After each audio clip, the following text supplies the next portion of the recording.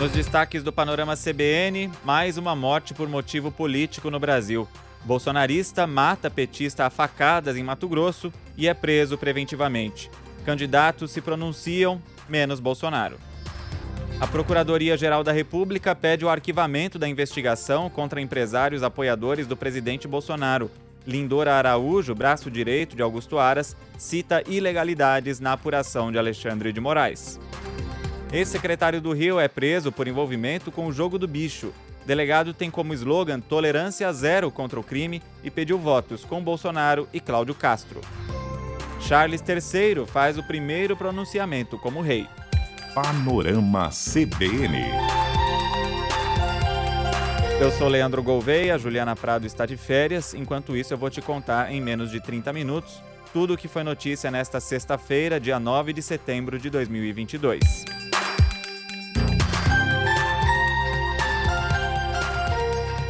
Começamos com mais um exemplo trágico do que se tornou a política brasileira, especialmente nos últimos 4 anos. Mais um eleitor do presidente Jair Bolsonaro assassinou um eleitor do ex-presidente Lula por briga política. Foi na cidade de Confresa, Mato Grosso, na noite de 7 de setembro, dia em que o presidente Jair Bolsonaro disse no discurso na praia de Copacabana que o ex-presidente Lula tem que ser extirpado da vida pública. O assassino, Rafael Silva de Oliveira, trabalhava com a vítima, Benedito Cardoso, na retirada de lenha de uma chácara. Os dois estavam sozinhos quando começaram uma discussão política que evoluiu para uma troca de socos. Benedito chegou a pegar uma faca, mas a arma foi tomada por Rafael. A vítima tentou correr em direção aos pastos da chácara, mas o agressor alcançou Benedito e deu várias facadas. Mesmo com o colega de trabalho já caído, ele continuou a golpeá-lo e depois voltou até a chácara para pegar um machado e tentar cortar a cabeça da vítima. Depois disso, ele jogou a faca e o machado fora numa estrada e caminhou por 40 quilômetros até chegar a Confresa. Na cidade, buscou atendimento médico e depois foi levado à polícia, confessando ter cometido o crime por briga política.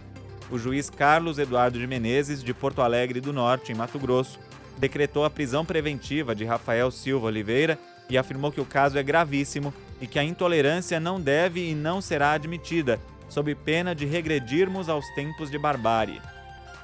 O juiz afirmou ainda que a sociedade é baseada no Estado Democrático de Direito, que tem como um dos seus princípios fundamentais o pluralismo político.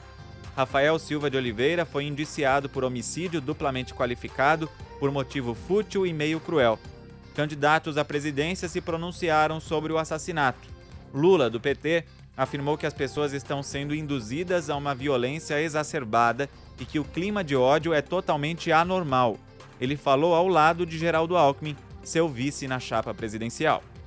Isso é uma demonstração do clima de ódio que está estabelecido no processo eleitoral, uma coisa totalmente anormal. Vocês estão vendo aqui 2 pessoas que foram adversários nas eleições e agora nós estamos vendo o país tomado por um comportamento sui generis, um comportamento, em que as pessoas estão sendo induzidas a uma violência, eu diria, exacerbada. Nós temos agora um cidadão que está na presidência que faz decreto liberando armas à vontade. O candidato Ciro Gomes, do PDT, disse que o Brasil está pagando o preço pela sociedade dividida. Ainda hoje morreu um cidadão, por conta de ódios e paixões políticas, de uma polarização estéril, sem razão nem conteúdo nenhum, porque a rigor o modelo econômico do Bolsonaro e do Lula é o mesmo. Ao privilégio, à especulação financeira que entregou o Brasil a toda a agiotagem, enquanto os empregos somem, o comércio tem dificuldades extremas, as famílias estão na conta de 66 milhões e 600 mil humilhadas no SPC. Enfim, eu espero salvar o Brasil dessa polarização de ódio. Simone Tebet, do MDB, culpou o presidente Jair Bolsonaro por semear o ódio na política. Este não é o Brasil que queremos, este não é o Brasil que podemos aceitar. O Brasil é um país de paz, quer união, especialmente na área da política. A política não é isso. Política é a arte de realizar sonhos das pessoas. Nós precisamos que o presidente da República dê um basta nisso. Ele estimula o ódio, ele instiga o ódio através de fake news, através das suas redes sociais. É preciso que ele dê um basta. O candidato Jair Bolsonaro, do PL, não tinha se pronunciado sobre o assassinato até o fechamento desse podcast. A diretora da ONG Human Rights Watch, Juanita Estrada, além de afirmar que todos os candidatos deveriam condenar o episódio energicamente e quaisquer atos de violência política, intimidação ou ameaça no período eleitoral, disse que os brasileiros merecem eleições pacíficas e deveriam poder se engajar em discussões sem medo de violência. Mas ela está instalada no Brasil. Também na noite de quarta-feira, um homem bêbado socou e chutou o enteado de 22 anos em Sorriso, Mato Grosso, após o jovem fazer uma postagem contra o presidente Bolsonaro. Segundo a polícia, o agressor ainda empurrou a namorada do rapaz e fez ameaças. Em São Gonçalo, no Rio de Janeiro, um homem ficou ferido na cabeça após provocar petistas em um ato que esperava a chegada do ex-presidente Lula. No dia anterior, Rodrigo Duarte, que foi candidato a vereador em 2020, publicou um vídeo avisando que iria até o local para protestar contra o ex-presidente Lula. Em julho, há exatamente 2 meses, o policial bolsonarista Jorge Guaranho assassinou o tesoureiro do PT em Foz do Iguaçu, Marcelo Arruda, durante a festa de aniversário da vítima, que tinha como tema o Partido dos Trabalhadores. E a vice-procuradora-geral da República, Lindora Araújo, pediu ao ministro Alexandre de Moraes o arquivamento da investigação contra 8 empresários apoiadores do presidente Jair Bolsonaro que trocaram mensagens num grupo de WhatsApp, uma delas apoiando o golpe em caso de vitória de Lula. Nessa operação, a Polícia Federal cumpriu mandados de busca e apreensão, quebra de sigilos bancário e telemático e bloqueio de todas as contas bancárias dos empresários. Lindora Araújo disse que ocorreram inconstitucionalidades e ilegalidades na condução da investigação que justificam a nulidade de todos os atos adotados na ação. Entre as alegações estão a ausência de competência de Alexandre de Moraes para investigar o caso, violação ao sistema processual acusatório, ausência de requisitos que autorizassem as medidas, além de desproporcionalidade, entendimento de que não houve crime, ilicitude das provas coletadas e das que derivaram delas e constrangimento ilegal. A vice-procuradora entendeu que não há elementos mínimos que mostrem que os empresários estão se organizando para atentar contra os poderes constituídos e que os fatos não têm conexão com o inquérito que apura a atuação de uma milícia digital contra a democracia e as instituições. Lindora Araújo, que é braço direito do procurador Augusto Aras, acrescenta que qualquer ação decorrente da investigação não vai ser aproveitada pelo Ministério Público Federal devido à clara ilicitude. Caso Moraes tenha um entendimento diferente, Lindora pede que o assunto seja submetido ao plenário do Supremo. E, num outro assunto, a Procuradoria-Geral da República defendeu que o STF rejeite o pedido de indiciamento do presidente Bolsonaro na ação em que ele é investigado por mentir ao associar a vacina contra a Covid-19 ao risco de contrair HIV. Para o órgão, não há amparo legal para que a Polícia Federal faça esse tipo de pedido. Além disso, o Ministério Público alegou que os investigadores não têm a atribuição de fazer o indiciamento de autoridade com foro privilegiado. E o ministro Ricardo Lewandowski, do STF, enviou para a Procuradoria um pedido de investigação sobre a conduta do presidente Bolsonaro nos eventos de 7 de setembro. A notícia crime foi apresentada pelo deputado Israel Batista, do PSB do Distrito Federal, que argumenta que o presidente usou das prerrogativas do cargo para satisfazer interesses pessoais, familiares e eleitorais. E a bancada do PSOL na Câmara dos Deputados entrou com uma representação no Ministério Público Federal contra Bolsonaro e o presidente da EBC, a Empresa Brasil de Comunicação, Glenn Lopes Valente, pelo uso da TV Brasil, que é estatal, para fazer campanha no 7 de setembro. O documento cita que não houve interesse público, mas particular.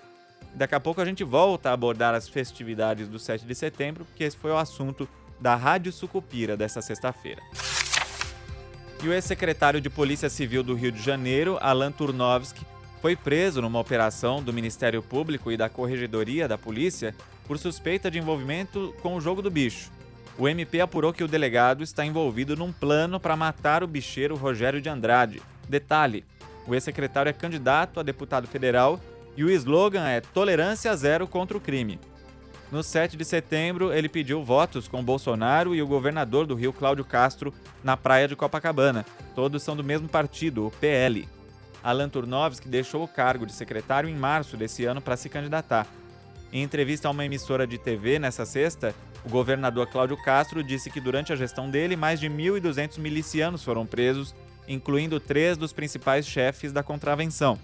Nas redes sociais, o candidato Marcelo Freixo, do PSB, lembrou que 5 secretários foram presos no governo de Wilson Witzel e Cláudio Castro, entre eles o secretário de Saúde, de Educação e de Emprego.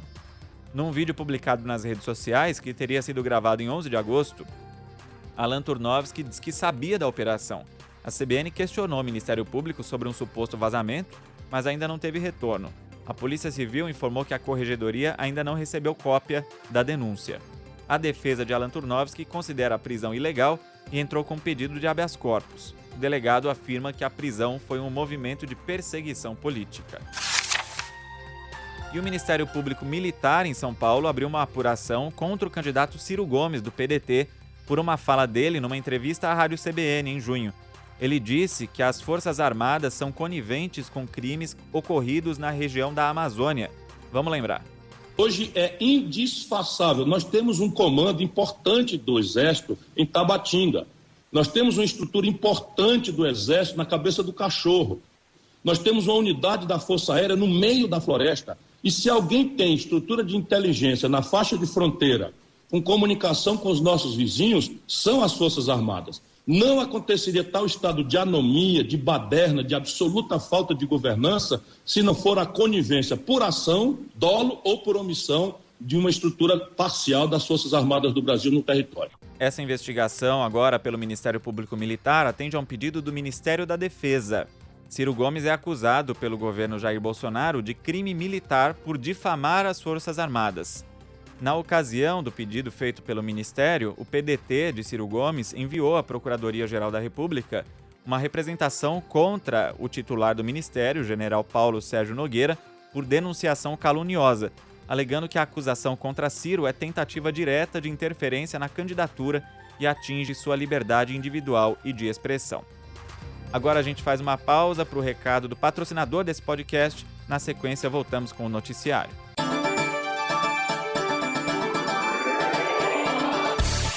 Até pouco tempo atrás, as pessoas associavam a sigla ESG à sustentabilidade e proteção ao meio ambiente. As letras, que vêm da abreviação em inglês de ambiental, social e governança, na verdade, significam ações que vêm transformando o mundo nesses 3 aspectos.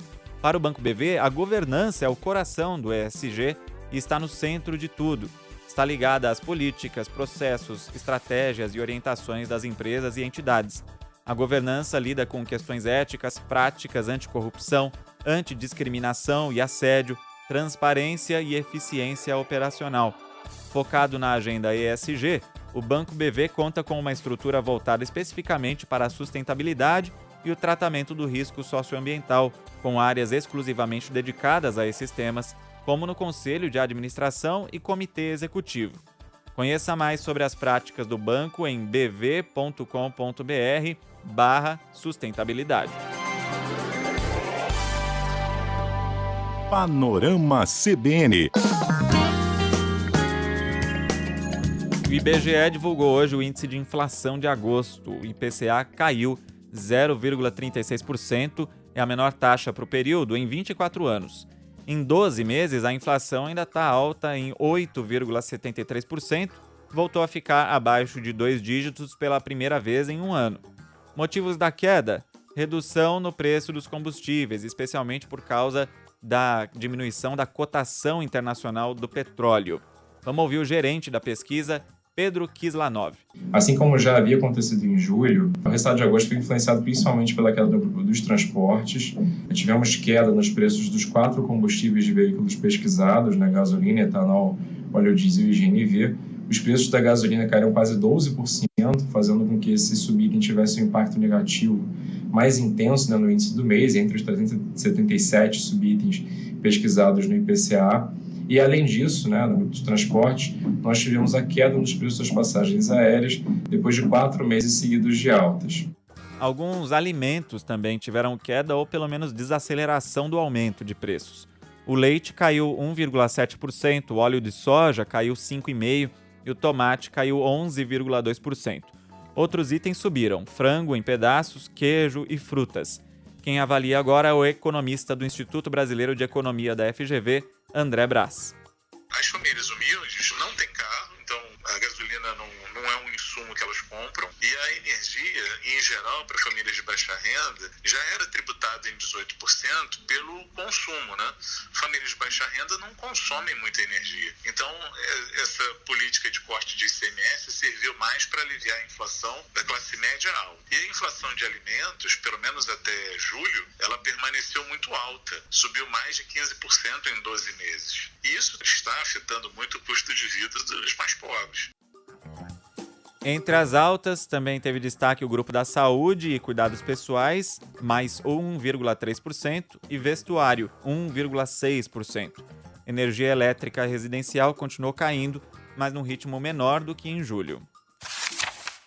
E a Bolsa de Valores de São Paulo encerrou o pregão de hoje em forte alta de 2,13% aos 112.215 pontos. O dólar comercial caiu 1,13%, fechou o dia cotado a R$ 5,14. O euro é negociado a R$ 5,17, com desvalorização de 0,67%.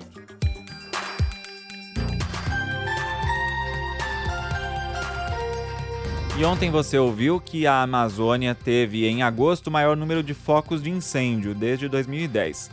Agora, o Observatório do Clima, com base em dados do INPE, o Instituto Nacional de Pesquisas Espaciais, divulga que o desmatamento também foi um dos maiores da série histórica e começou em 2015. A área de alerta de desmatamento cresceu 81% em relação a agosto do ano passado, só fica atrás do registrado em 2019. Isso vai afetar negativamente os índices do ano que vem, porque o desmatamento é medido pelo INPE de agosto de um ano a julho do ano seguinte. O secretário executivo do Observatório do Clima, Márcio Astrini, avalia que o desmatamento e as queimadas são alimentados principalmente pela impunidade. O que a gente está vendo no atual governo é mais do que isso. É uma verdadeira parceria de quem governa hoje o país com o próprio crime ambiental. É um governo que paralisou a cobrança de multas ambientais no Brasil. É um governo que paralisou as operações de campo, de combate ao crime. É um governo que intimidou fiscais ambientais que ousaram fazer cumprir a legislação, cortaram o orçamento. E as maiores concentrações de desmatamento acontecem historicamente no Pará e também no Mato Grosso. Falando no Pará, subiu para 13 o número de mortos no naufrágio de uma lancha. Até o momento em que eu gravo esse podcast, 5 pessoas continuam desaparecidas. 9 embarcações estão na Baía do Marajó fazendo buscas. Um helicóptero do Grupamento Aéreo do Pará auxilia nesse trabalho. Entre as vítimas estão 10 mulheres, 2 homens e uma criança. A lancha, com capacidade para 82 pessoas, saiu de um porto clandestino da cidade de Cachoeira do Arari, no arquipélago do Marajó, com destino a Belém. Segundo a Agência de Regulação do Pará, a embarcação era irregular e não tinha autorização para o transporte intermunicipal de passageiros. Os donos ainda não foram localizados pela polícia.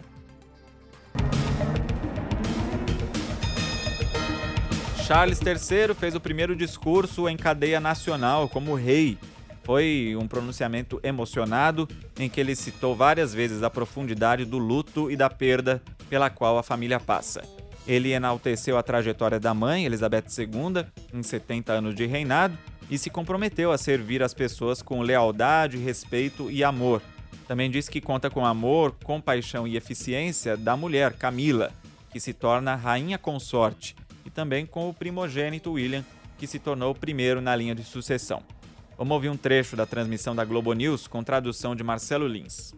Como meu herdeiro, William, agora assume os títulos escoceses que significaram tanto para mim. Ele me sucede como Duque da Cornualha. Hoje, eu tenho orgulho também de criar o Príncipe de Gales também. O título que eu tive tanto privilégio de usar durante tanto tempo de serviço. Com Catherine ao lado dele, o nosso novo príncipe, nova princesa de Gales.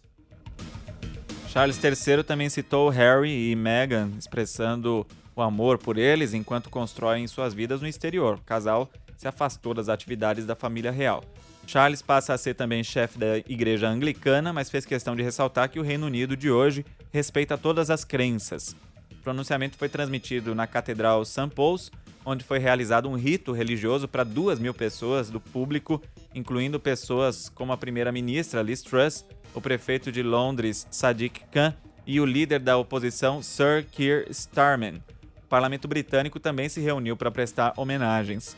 No entorno de todas as localidades relacionadas à monarquia, multidões deixam flores e outros tributos. O Reino Unido determinou um período de luto real por até 7 dias. A data da cerimônia ainda não foi confirmada, do funeral, mas existe a expectativa de que ela ocorra no próximo dia 17. As residências oficiais permanecerão fechadas até depois do funeral, com as bandeiras britânicas hasteadas a meio mastro. E agora, antes de encerrar o Panorama CBN, é hora da Rádio Sucupira.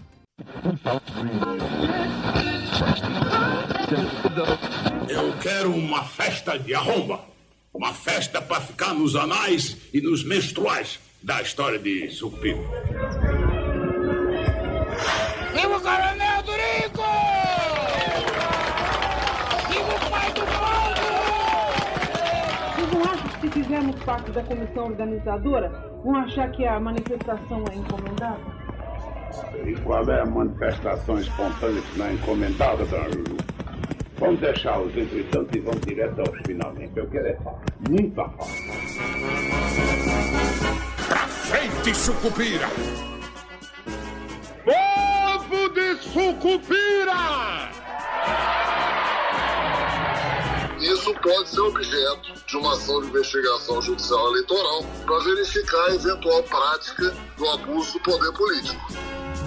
Essa manifestação espontânea que partiu do coração do povo é a prova de que o povo de Sucupira apoia, prestigia e, por que não dizer, ama o seu prefeito.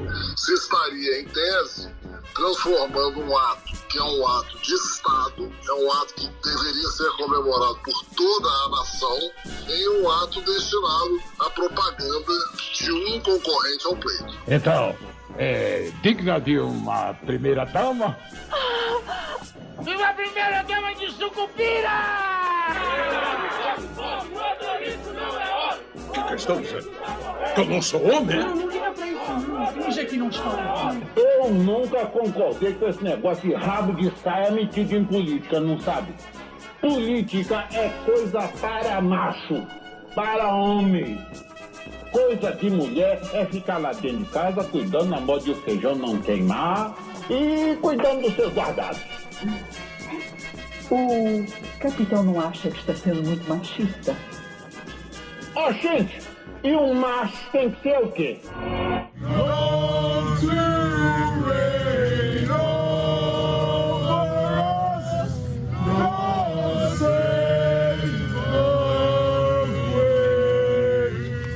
God save the king. As falas do bem-amado foram cedidas pelo acervo da TV Globo. O texto é de Dias Gomes e a interpretação do prefeito Odorico Paraguaçu é de Paulo Gracindo. A edição é de Edmilson Fernandes e Cláudio Antônio. Rádio Sucupira, que você também pode ouvir em podcast. E assim terminamos este Panorama CBN, que teve trabalhos técnicos de Daniel Mesquita. Se quiser conversar comigo, procure por Leandro Gouveia nas redes sociais, como fez o João Paulo Teobaldo, de Campinas, no interior de São Paulo. Diz que vai para a faculdade ouvindo o Panorama CBN e falou: filosofar informado é outro nível. Olha só, o filósofo João Paulo, que estuda na PUC de Campinas. Obrigado pela mensagem, pela audiência. Me conta aí você também de onde ouve o Panorama CBN e fazendo o que também. Amanhã não tem Panorama, é sábado. Voltamos na segunda-feira. Bom fim de semana para todo mundo.